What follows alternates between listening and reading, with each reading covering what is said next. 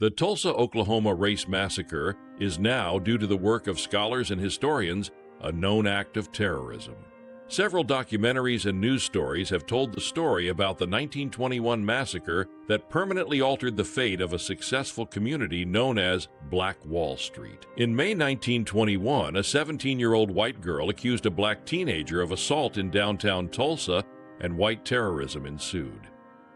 There have been countless reports, including from TulsaHistory.org, that 300 or more people were murdered in an act of bloody white terrorism. The media of the time downplayed the destruction of the prosperous community. The death toll was originally reported as 36. However, you don't have to be a forensic archaeologist to surmise that more than 36 people were killed. The brutal massacre of 1921 and Black Wall Street was just one of many. Race massacres were commonplace and are blatantly and purposefully ignored in history books. Here are 5 race massacres you should be aware of. Colfax, Louisiana Massacre, 1873. Despite some people claiming America was great for black people 7 years after the Civil War, black men and women were being massacred in plain sight during the Reconstruction era. One of the most horrific incidents that we know of was April 1873 in Colfax, Louisiana. Approximately 150 black men were murdered by white men with guns and cannons for trying to freely assemble at a courthouse. Sadly, the exact number of deaths is unknown because many black bodies were thrown into what was called the Red River. Wilmington, North Carolina, Massacre, 1898. By 1898, Wilmington, North Carolina was a thriving area with a majority black population. There were also several black elected public officials forcing whites to share power.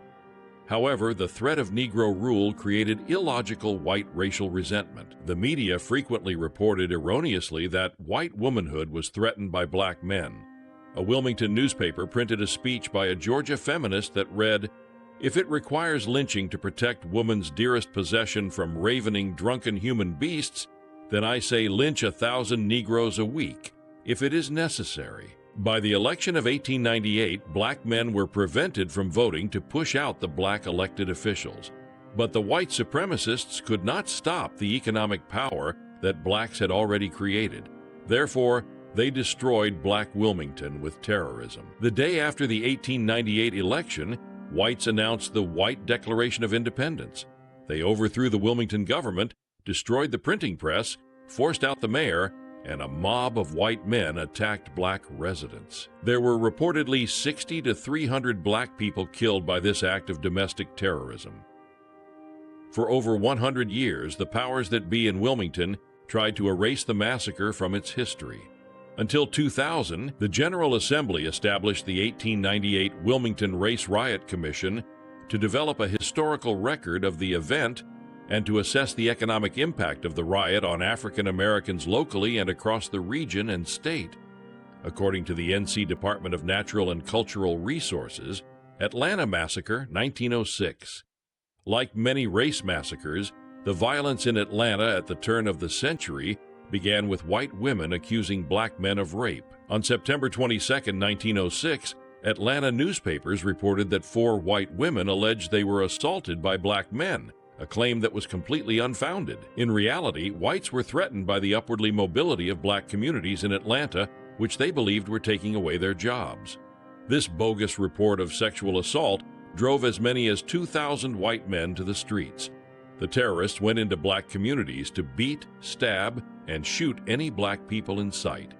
PBS reports, a disabled man was chased down and beaten to death. Communities were destroyed and the unofficial death toll was up to 100. Elaine, Arkansas, Massacre, 1919. The Encyclopedia of Arkansas calls the Elaine Massacre by far the deadliest racial confrontation in Arkansas history and possibly the bloodiest racial conflict in the history of the United States. Blacks outnumbered whites 10 to 1 and were demanding economic justice, as many of them were forced into sharecropping. A union was created to protect sharecroppers, and by September 1919, there was a union meeting among black workers. Whites showed up to riot. As a result, 1 white man was shot and killed. Whites convinced themselves there was a threat of a black insurrection and reacted with violence. Hundreds of white men attacked black residents, but many fought back, including black veterans. Sadly, there were reports of over 200 black people, including children, were killed. Many who weren't killed were arrested and tortured while in custody. They were forced to confess about an insurrection, with 12 men receiving the death penalty. They eventually became known as the Elaine 12. With the help of the NAACP, their case went to the U.S. Supreme Court in 1923, and they were exonerated. This was one of the first times the NAACP won a case in front of the Supreme Court. Rosewood, Florida, massacre, 1923. Similar to the massacre in Tulsa, Oklahoma in 1921, a black community was burned to the ground after a white woman named Fannie Taylor claimed she was assaulted by a black man on January 1, 1923. The first person killed was Sam Carter, a local blacksmith. He was tortured and his mutilated body was hung from a tree. Sam Carter was one of many. There are reports that up to 150 black people were killed in Rosewood, Florida. After Rosewood was destroyed, a grand jury and special prosecutor decided there was not enough evidence for prosecution of the white men who killed innocent American citizens.